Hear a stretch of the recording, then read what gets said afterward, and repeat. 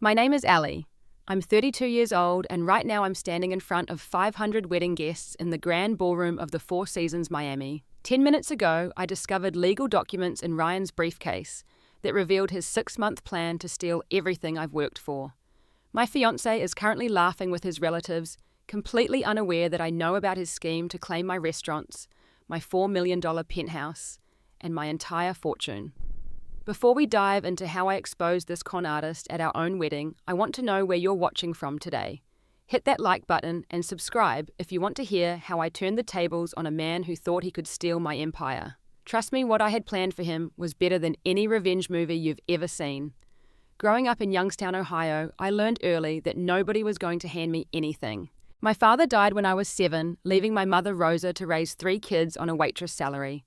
She worked 3 jobs just to keep the lights on. I watched her come home at 2 a.m, feet swollen counting tips at the kitchen table, trying to stretch every dollar to cover rent, groceries, and school supplies. At 14, I started working at a local diner, learning the restaurant business from the ground up.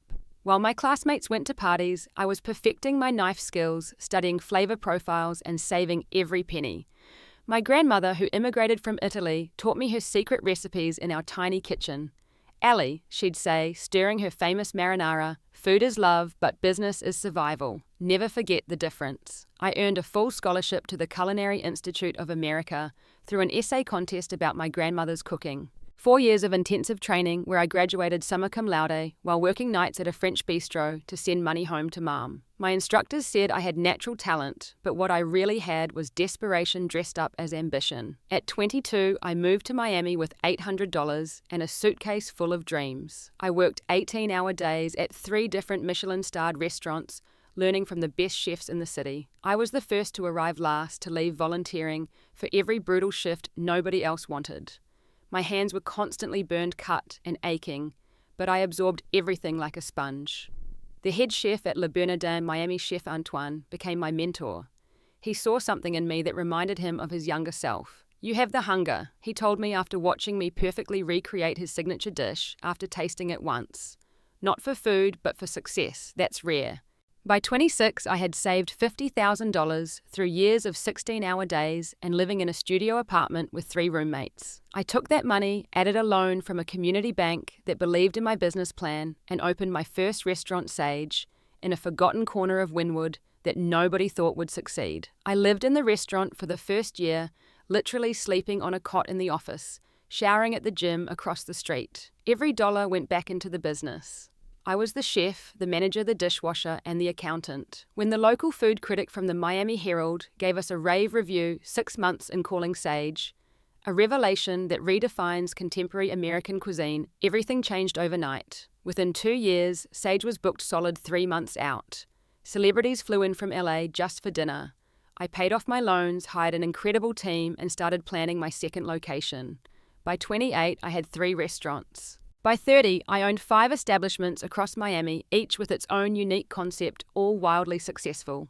My restaurant group, Allie's Table, was valued at $15 million. I had purchased a $4 million penthouse in Miami Beach with floor-to-ceiling windows overlooking Biscayne Bay. The garage housed my pride and joy collection, a red Ferrari 488 Spider. I bought to celebrate my 5th restaurant, opening a pearl white Bentley Continental GT for elegant evenings, and a Range Rover Sport for daily driving. My real estate portfolio included 10 rental properties across Florida, worth another $10 million. I had diversified into restaurant supply companies, a wine import business, and a culinary consulting firm. Everything was built through my sweat, tears, and an obsessive attention to detail that my competitors couldn't match. I met Ryan at a charity gala for Miami Children's Hospital. I had donated $100,000 and was being honored as a major contributor. Ryan was the master of ceremonies, and I noticed him immediately. 6 feet tall, perfectly styled dark hair with distinguished grey at the temples, wearing a tuxedo like he was born in it. His voice was like aged whiskey, smooth and intoxicating. During his introduction of me, he spoke about my restaurants with genuine knowledge, mentioning specific dishes and wines that showed he'd done his homework. Allie Richardson doesn't just create meals, he said to the audience. She creates experiences that become core memories. After my speech, he found me at the bar. "I have a confession," he said, flashing a smile that probably worked on every woman he met. I've been to Sage 17 times. I'm basically obsessed with your truffle risotto. Ryan presented himself as a successful television producer specializing in food and lifestyle shows. He name-dropped Anthony Bourdain, mentioned his Emmy nomination, and spoke casually about his production company's latest deal with Netflix. At 35, he seemed to have the perfect combination of success and sophistication. I've actually been developing a show concept about female restaurateurs who are changing the culinary landscape, he said, leaning in conspiratorially. You would be perfect for it. That should have been my first red flag, the immediate business proposition wrapped in flattery. But I was 32, successful beyond my dreams, and desperately lonely. Building an empire had cost me every relationship I'd tried to maintain. My last boyfriend had left me with the words, "You love your restaurants more than you'll ever love a person." The first 4 months with Ryan felt like a movie romance. He sent 24 roses to each of my restaurants every Monday with notes that quoted famous food writers. He'd surprise me with reservations at impossible-to-book restaurants, somehow always getting the chef's table. When I mentioned I'd never been to the Maldives, he booked a week at the St. Regis, presenting the tickets over champagne at sunset. My production company just closed a major deal, he explained when I protested about the expense. Let me spoil you. You deserve someone who can match your lifestyle. The Maldives trip was paradise. We stayed in an overwater villa, took private yacht excursions, and had dinner on a sandbar in the middle of the Indian Ocean with a private chef he'd arranged. Ryan documented everything with professional photography, saying it was for his production portfolio, but really he just wanted to capture our memories. Dubai was next, where he claimed to be scouting locations for a show. We stayed at the Burj Al Arab, dined at underwater restaurants, and went skiing in the indoor slopes. He bought me a Cartier love bracelet at the Gold Souk, insisting it was an investment piece. Monaco followed, where he introduced me to investors, interested in his shows, all of whom seemed genuinely wealthy and connected.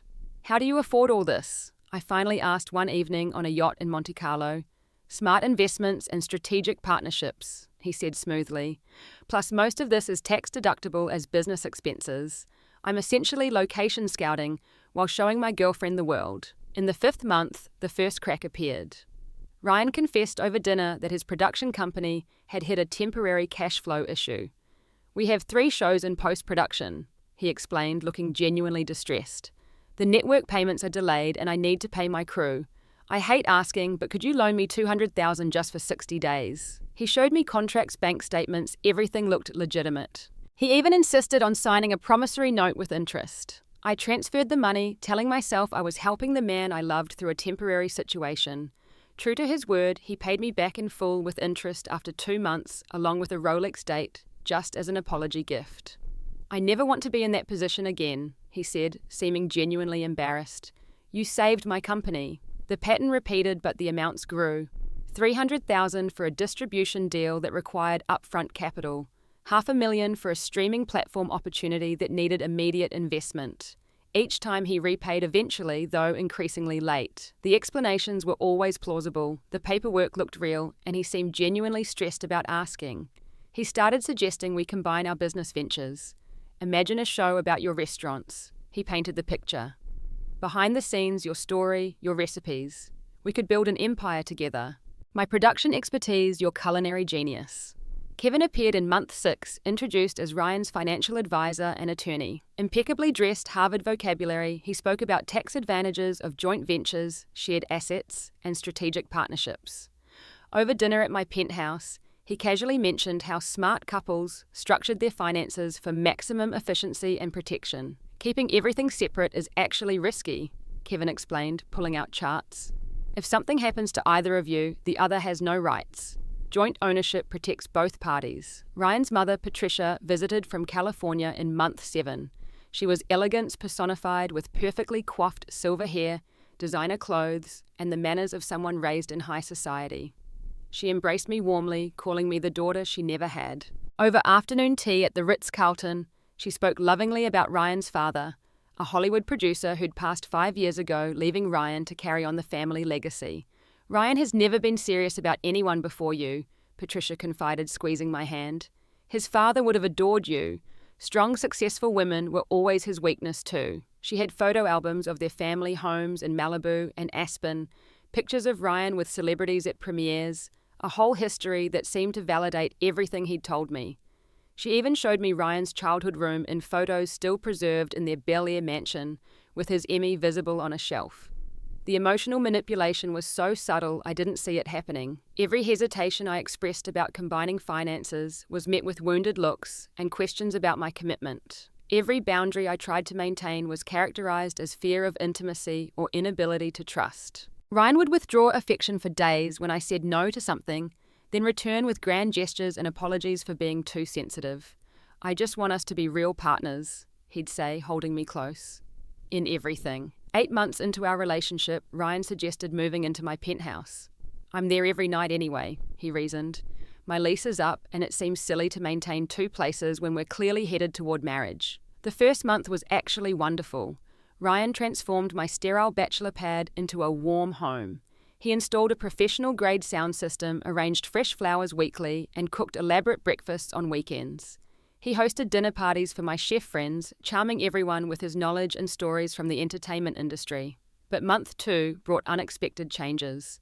Ryan started attending my restaurant management meetings uninvited, offering suggestions about marketing and menu changes. When I politely asked him to let me handle my business, he looked hurt. "I thought we were partners, he said. "My production experience could really elevate your brand. You're thinking too small, Allie." He created a presentation about expanding to Los Angeles, complete with market research and potential locations. The work was impressive, but when I explained I wasn't ready for LA, his mood shifted. For a week he barely spoke, answering in monosyllables and sleeping on the opposite side of our California king bed. The silent treatment broke when I agreed to let him design a social media campaign for my restaurants. Suddenly, he was affectionate again, bringing me breakfast in bed and planning romantic surprises. I learnt that affection from Ryan had a price, and that price was usually compliance. He pitched himself as creative director for my restaurant group, even designing business cards without asking. When I gently explained I didn't need a creative director, he accused me of not valuing his contributions, of seeing him as less than because he made less money. "I'm trying to build something with you," he said, voice cracking. "But you keep shutting me out. Maybe you're not capable of real partnership." The guilt worked. I added his name to one of my investment accounts, telling myself it was just to show trust. He immediately moved $50,000 into what he called a high-yield opportunity that would double our money. When I asked for details, he got defensive. "You don't trust my judgment. I've been in business longer than you have." The gaslighting was masterful. Every concern I raised was turned into evidence of my trust issues. My inability to love fully, my fear of vulnerability. He'd referenced my past relationships, which I'd foolishly shared with him, as proof that I sabotaged good things because of my abandonment issues from losing my father. Ryan's spending escalated dramatically once he had access to money. A Patek Philippe watch for $150,000 because image is everything in Hollywood. A Porsche 911 turbo lease because showing up in your cars makes me look like a kept man. $15,000 suits because the investors I'm courting expect a certain level. Each purchase came with elaborate justifications and promises of future returns. When his shows got picked up, when his deals closed, when his investments matured, he'd pay everything back tenfold. The future was always golden in Ryan's stories, just slightly out of reach, but definitely coming. He started throwing parties at my penthouse without asking. I'd come home from my restaurants to find 30 strangers drinking my wine, eating food he'd ordered on my credit card, while Ryan held court telling stories about our restaurants and our production company. "This is networking," he'd explain when I protested. "These people are valuable connections." The guests always included Kevin, who continuously pushed the narrative of shared assets. There was also Derek, introduced as a Wall Street friend, who talked about offshore accounts and tax shelters. Marcus, supposedly a celebrity chef from New York, discussed potential restaurant collaborations that never materialized. They all treated Ryan like he was already wealthy, already successful, and they all knew intimate details about my finances that he must have shared. Ryan began referring to my businesses as ours in public. At a food and wine festival, I overheard him telling a journalist that he was the strategic mind behind Allie's Table's expansion. When confronted, he claimed I misunderstood that he meant our, as in our relationship, not ownership. "You're so sensitive about money," he'd say, shaking his head sadly. "It's not healthy, Allie. Your father's death really damaged your ability to share." The psychological warfare was exhausting. I found myself apologizing for things that weren't wrong, doubting my own instincts, and increasingly isolated from friends who expressed concern about Ryan. He had an explanation for every worry, a rationalization for every red flag, and always, he was the victim of my inability to trust. The proposal came on a clear December evening aboard a private yacht in Biscayne Bay. Ryan had supposedly chartered it for a sunset cruise to celebrate the anniversary of our first date. As the sun painted the sky orange and pink, he dropped to one knee on the deck, pulling out a Tiffany blue box. "Allie, you've transformed my life," he began, his voice carrying perfectly over the water. "Before you, I was successful but empty. You've shown me what true partnership means. Your strength, your passion, your incredible spirit inspire me every day. Will you marry me and let me spend the rest of my life showing you what real love looks like?" The ring was stunning, a 4-carat cushion-cut diamond, surrounded by smaller stones, easily worth $200,000. It caught the dying sunlight like captured fire. The crew applauded, champagne appeared, and in that moment, despite all my doubts, I said yes. Ryan slipped the ring onto my finger, and it felt heavier than it should, like it carried weight beyond its carats. We kissed as the Miami skyline glittered behind us, and I tried to ignore the calculating look I caught in his eyes when he thought I wasn't watching. A week later, over breakfast at our penthouse, Ryan brought out a leather portfolio. "I want to do this right," he said, looking serious. "My attorney helped me put together something that protects both of us. It's basically a business proposal for our marriage." The document was 40 pages of dense legal text, but Kevin was there to explain it in simple terms. The prenuptial agreement contained provisions that would make any divorce lawyer's eyes widen. All separate property would become marital property after 1 year of marriage. Any business ventures started during the marriage would be jointly owned, regardless of who funded them. If we divorced after 18 months, assets would be split 60-40 in Ryan's favor because of his contributions to strategic growth. "This seems very one-sided," I said, my stomach churning as I read. "One-sided," Ryan's voice turned cold. "I'm giving up my prime earning years to support your empire. My connections, my expertise, my network, all devoted to making you even more successful. This just ensures I'm not discarded when you get bored." Kevin chimed in with practiced ease. "Actually, this is quite generous to you, Allie. Under normal circumstances, Ryan could claim much more, given his role in expanding your business." When I insisted on having my own attorney review it, Ryan exploded. Not with anger, but with devastating hurt. "After everything we've been through, you still don't trust me. Maybe you're not ready for marriage. Maybe you'll never be ready to let someone truly love you." He moved back to his apartment that he'd supposedly given up, though I later learned he'd never actually ended the lease. For 3 days, he didn't respond to my calls or texts. Patricia called me crying, saying Ryan was devastated that he'd never opened his heart like this before, and I was crushing him. "He just wants to feel valued," she sobbed over the phone. "Is that so wrong?" On day 4, I was ready to agree to anything to end the emotional torture. But something made me pause. Instead of calling Ryan, I called my friend Sarah, a former FBI agent, who now ran a private investigation firm. "I need you to look into someone," I said, sending her Ryan's information. While waiting for Sarah's investigation, I played the part of the apologetic girlfriend. I called Ryan, said I'd overreacted, that of course I trusted him. He returned immediately, all forgiveness and understanding, though he kept the prenup on the kitchen counter as a constant reminder.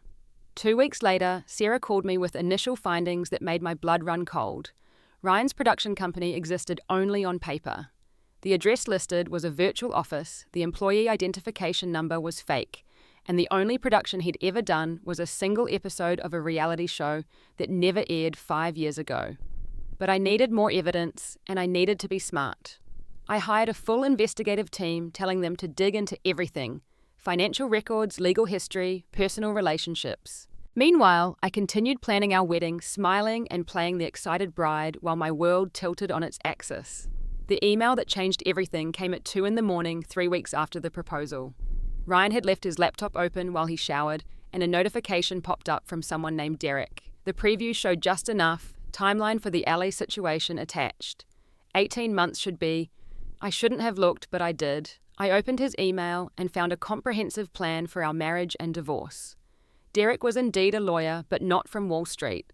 He specialized in high net worth divorces and asset concealment. The email thread went back 6 months to when Ryan first moved in with me. The plan was meticulous. Marry me, gain access to all accounts within the first year, start transferring assets to shell companies in the Cayman Islands, then initiate divorce proceedings after 18 months, citing irreconcilable differences. There were spreadsheets calculating my net worth projections for growth and estimates of his take after the divorce.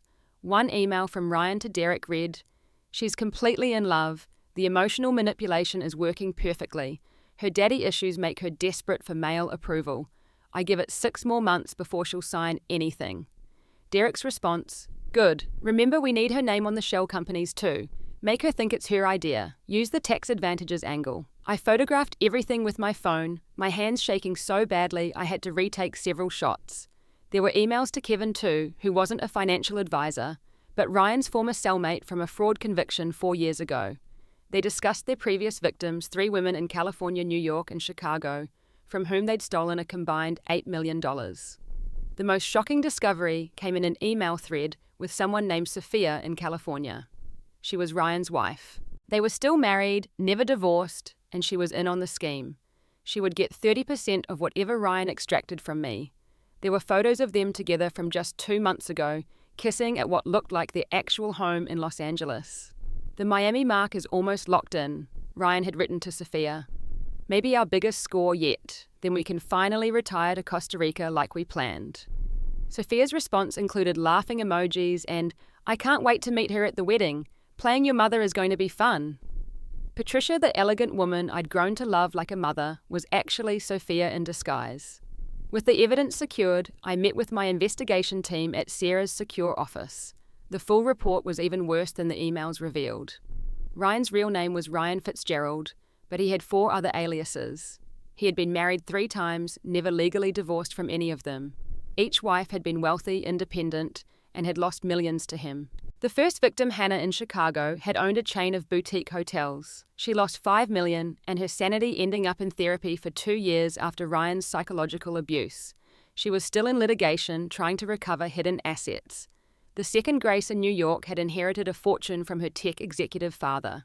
Ryan and his team had taken $8 million before she discovered the truth. She'd tried to press charges, but Ryan had disappeared and the assets were hidden so well that forensic accountants couldn't trace them. The third was Christina in Dallas, an oil heiress who'd lost $3 million and attempted suicide after discovering Ryan with another woman, not knowing it was actually his wife, Sophia. All 3 women had signed similar prenups, all had been isolated from friends and family through emotional manipulation, and all had discovered the truth too late. The FBI had an open investigation, but Ryan was clever about avoiding federal crimes, keeping everything in civil court where he could hide behind corporate veils and legal technicalities. "He's been doing this for 15 years, Sarah told me, sliding a folder across her desk. "Started with smaller cons built up to this. You're looking at a professional predator." But there was good news too. Ryan had made mistakes with me. The fraud with the engagement ring, claiming it cost $200,000 when it was actually a $60,000 lab-created diamond, was wire fraud. The forged documents he'd used to get access to my accounts crossed state lines, making it federal. And his failure to disclose his existing marriages while entering a legal engagement with me was bigamy. "We can nail him," Sarah's partner, a former federal prosecutor, said confidently. "But we need him to take concrete steps toward the marriage." The wedding itself would be perfect, multiple witnesses to attempted fraud. I made a decision that night. I would go through with the wedding, or at least right up to the moment of saying I do. But it wouldn't be the wedding Ryan expected. I called Hannah, Grace, and Christina. All 3 were eager to help, desperate to see Ryan face consequences. Hannah agreed to fly to Miami to be at the wedding as a surprise witness. Grace provided documents showing Ryan's hidden accounts information her forensic accountants had finally uncovered. Christina offered to testify about Sophia's role in the schemes. The FBI agent assigned to Ryan's case, Agent Martinez, was thrilled to finally have a chance to catch him in the act. "We've been after him for 3 years, she told me. "You're our best shot at stopping him. We planned everything meticulously." I would continue planning the wedding, making it as lavish as possible to keep Ryan convinced I was completely under his spell. The FBI would have agents stationed as guests and staff. Everything would be recorded, and at the perfect moment, Ryan would be arrested for federal crimes with 500 witnesses. I hired the best wedding planner in Miami, telling her I wanted the most spectacular wedding the city had ever seen. 500 guests, a full orchestra, flowers flown in from Holland, a 10-tier cake, 7-course dinner, everything to convince Ryan he was about to hit the jackpot. Meanwhile, I quietly protected my assets. Everything went into irrevocable trusts that couldn't be touched, even if I wanted to access them. My lawyers created a web of protection so complex that even if Ryan somehow succeeded, he'd get nothing but the $50,000 I left in a checking account as bait. The hardest part was maintaining the facade. Every night, I had to lie next to the man who was actively planning to destroy me. I had to kiss him good morning, knowing he'd spent the night texting Sophia about their future with my money. I had to smile when he showed me honeymoon destinations, knowing he was already planning where to serve me divorce papers. "You seem stressed about the wedding," Ryan said one evening, massaging my shoulders. "Don't worry, baby. Everything's going to be perfect." "You're right," I said, leaning into his touch while my skin crawled. "It's going to be unforgettable." The morning of the wedding dawned perfect, 75 degrees with clear blue skies. The Four Seasons Miami had been transformed into a floral wonderland with $500,000 in decorations. White orchids flown in from Thailand lined the aisle, crystal chandeliers hung from the trees in the garden, and a string quartet played as guests arrived. I stood in the presidential suite, my hair and makeup team working their magic, while I watched the FBI agents dressed as waitstaff and guests take their positions through the window. Agent Martinez was posing as my cousin from Arizona. Hannah sat in the third row wearing a black dress and sunglasses, her hands visibly trembling with anticipation. Ryan had spent the morning at the spa getting massages and treatments on my credit card, completely relaxed and confident. He'd transferred another $100,000 from my account the night before, telling me it was for honeymoon surprises. He had no idea it would be the last money he'd ever steal. My wedding dress cost $50,000, a custom Galia Le Havre creation with hand-sewn pearls and a 20-foot train. As my stylist secured the cathedral-length veil, I looked like every girl's dream bride. But underneath the designer gown, I was wearing a microphone recording everything for the FBI. 15 minutes before the ceremony, Ryan texted me, "Can't wait to call you my wife," and everything that comes with it. The arrogance of adding that last part made my decision even easier. Kevin stood as Ryan's best man, unaware that FBI agents were stationed at every exit. Derek sat with the other guests, probably calculating his cut of my assets. Sophia still playing, Patricia sat in the front row in a purple mother of the bride dress, dabbing at her eyes with a handkerchief as if overcome with emotion. The wedding coordinator gave me the 5-minute warning. Instead of heading to the garden for the processional, I went to the audiovisual booth. "Play the presentation," I told the technician, handing him a USB drive. "Now?" he asked, confused. "Right now." The screens around the garden, set up to display romantic photos during the reception, suddenly came alive. The first image was Ryan and me in the Maldives looking perfect together. Then came the first email between Ryan and Derek, 40 feet high, for everyone to read. Timeline for the Allie situation attached. 18 months should be sufficient for a clean extraction of assets. I walked out to the garden as gasps rippled through the crowd. Ryan stood at the altar, his face shifting from confusion to horror as he read his own words on the screens. The presentation continued, showing email after email, the shell company documents, the conversations with Sophia about their retirement with my money. I took the microphone from the wedding singer. "Good afternoon, everyone. Thank you for coming to what was supposed to be my wedding. Instead, you're about to witness something much more interesting." "Allie, what are you doing?" Ryan started walking toward me, but 2 FBI agents stepped forward, blocking his path. "Ryan, or should I say Ryan Fitzgerald, aka Ryan Morrison, aka Ryan Davies," I continued, my voice steady despite my racing heart. "Did you really think I wouldn't find out, that I wouldn't discover your 3 current wives? Your plan to steal my fortune? Your previous victims?" The presentation showed photos of Hannah, Grace, and Christina, along with documentation of what Ryan had stolen from each. The crowd was deadly silent, except for the clicking of phones capturing everything. "That's not true," Ryan shouted. "Allie, you're having a breakdown. Someone help her." That's when Hannah stood up, removing her sunglasses. "It's all true. He stole $5 million from me. He destroyed my life." Grace's voice came through the speakers, a recorded testimony about her experience. Christina's followed, detailing the emotional torture Ryan had put her through. "And now," I said, gesturing to the screen, "let me introduce you to Ryan's actual wife, Sophia." The presentation showed their real wedding photos, their marriage certificate, recent pictures of them together. In the front row, Sophia, dressed as Patricia, tried to run, but an FBI agent stopped her. Yes, the woman you all met as Ryan's elegant mother is actually his wife and accomplice, I announced. They've been running this con for 15 years. Ryan's face had gone from red to white. You can't prove any of this. This is defamation. I'll sue you for everything. Actually, Agent Martinez said, stepping forward and showing her badge, she can prove all of it. Ryan Fitzgerald, you're under arrest for wire fraud, mail fraud, bigamy, and conspiracy to commit fraud. The arrest happened in slow motion. Ryan tried to run, but there was nowhere to go. FBI agents emerged from the crowd, blocking every exit. As they cuffed him, he screamed obscenities, then switched to desperate pleas. Allie, baby, please, I love you. This is all a misunderstanding. We can work this out. The only thing we'll be working out is how much you owe in restitution, I said calmly. Kevin was arrested next, his Harvard vocabulary failing him as he was read his rights. Derek tried to blend into the crowd, but was quickly identified and cuffed. Sophia, still in her mother-of-the-bride costume, was crying real tears now as agents led her away. The crowd was in chaos. Reporters who'd come for a society wedding were frantically calling their editors. Social media influencers were live-streaming the arrests. My real friends were cheering and applauding. I stood in my $50,000 dress, watching the man who'd tried to destroy me being put into an FBI van. Ryan looked back one last time, and in his eyes I saw the truth. He'd never loved me, never seen me as anything more than a bank account with a heartbeat. Ladies and gentlemen, I announced to the remaining guests. The wedding is obviously cancelled, but please enjoy the reception. The food is exceptional, the band is paid for, and the champagne is Dom Perignon. Consider this a celebration of justice. The crowd erupted in applause. Hannah rushed to hug me, both of us crying. My real friends surrounded me with love and support. The FBI agents shook my hand, thanking me for my courage. As I stood there in my wedding dress, surrounded by people who actually cared about me, I realized something important. Ryan had tried to steal my money, but what he'd really given me was invaluable, the knowledge that I was strong enough to fight back, smart enough to see through deception, and brave enough to stand up in front of 500 people and declare that I would not be a victim. The reception turned into an impromptu celebration.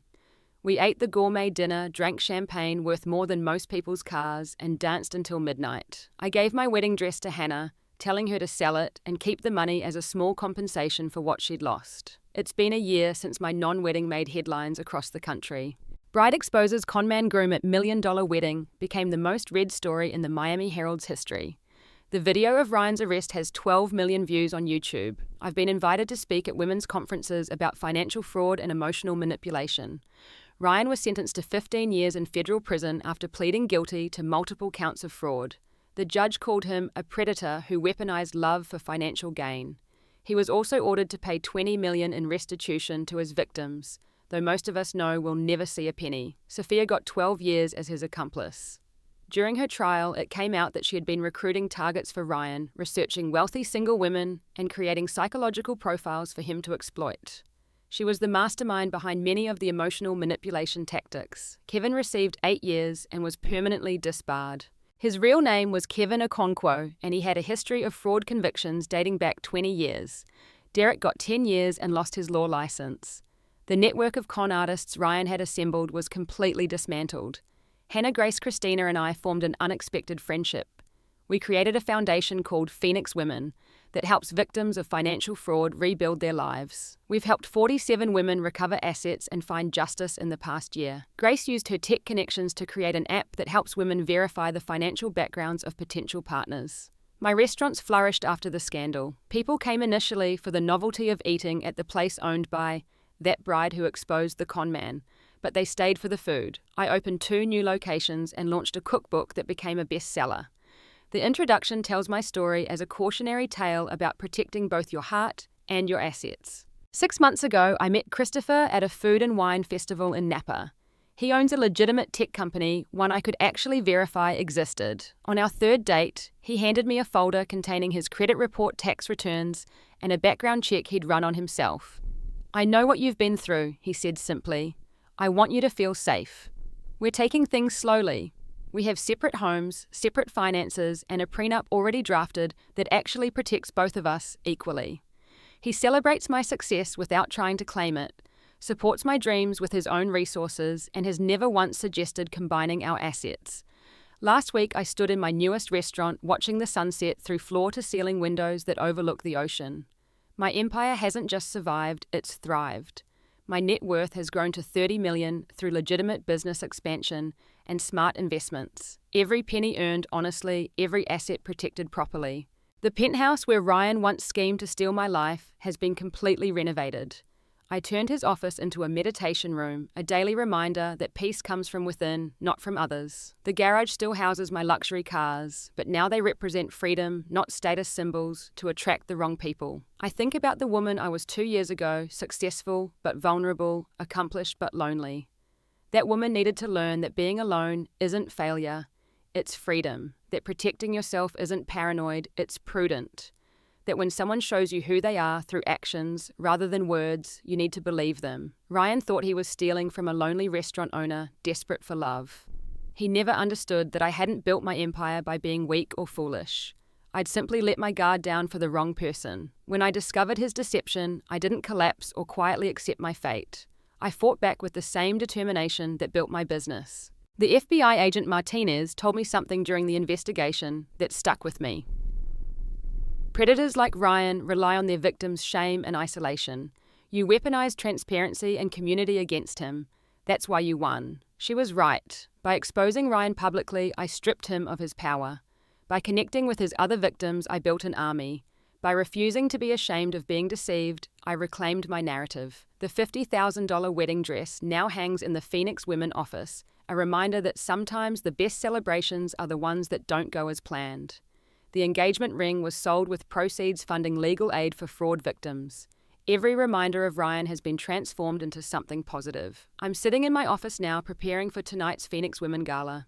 We're honoring Hannah for her work helping victims rebuild their credit, Grace for her technology solutions, and Christina for her legislative advocacy. 4 women who should have been destroyed by the same man instead, standing stronger together.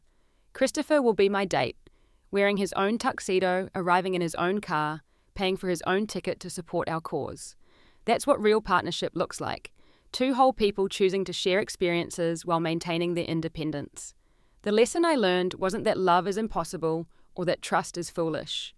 It's that you can believe in love while protecting yourself, trust while verifying, and open your heart while keeping your eyes open. You can be generous without being gullible, kind without being conquered. Ryan wanted my luxury home, my cars, my hard-earned wealth. What he got was a federal prison cell and a place in history as a cautionary tale. He thought I was an easy mark, a lonely woman with more money than sense. He discovered I was actually a survivor who'd built her empire through intelligence and determination, and who had enough of both to bring down his. What would you have done if you discovered your fiancé was planning to steal everything you'd worked for? Would you have confronted him privately or exposed him publicly? Drop your thoughts in the comments below. If you've ever survived financial fraud or emotional manipulation, share your story. You're not alone. Like this video, if you believe in justice, subscribe for more stories of triumph over deception, and share this with anyone who needs to remember their worth isn't determined by their relationship status. Thank you for witnessing my story, and remember the best revenge against someone who tried to steal your life is to live it better without them. May you find love that celebrates your success instead of scheming to steal it.